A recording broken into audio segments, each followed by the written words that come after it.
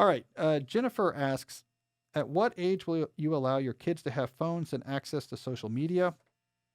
Well, we'll see, Jennifer. I mean, I think the culture around this, as I talk about, is changing. So by the time it's relevant, the culture on this may have already changed. But in general, right now, the way I think about it is I'm fine with flip phones, like whatever age it is that it becomes convenient for you to be able to text your kid.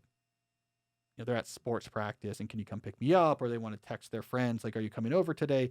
I don't know what age that becomes relevant, but a flip phone is fine. I have no problem with text communication and I recognize that it's useful.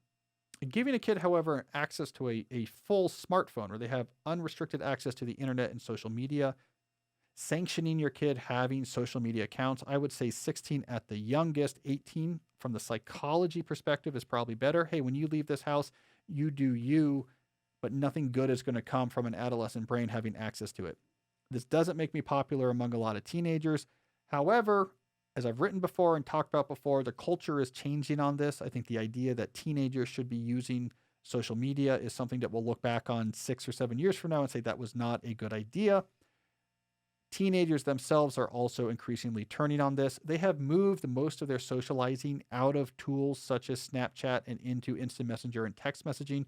So social media does no longer really plays as critical of a role in their social life. So it's much easier for them to not be on, say, Instagram or to not be on Snapchat because they're using text and WhatsApp type tools.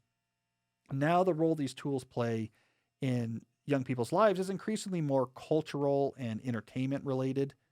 So like TikTok is very popular with young kids, but not being on TikTok is not nearly as big of an issue as 7 or 8 years ago not being on Snapchat because people aren't using TikTok to talk to each other.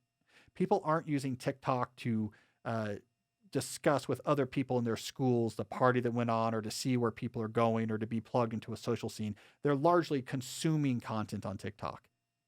So if you're not using it, who cares? You're communicating with your friends on text.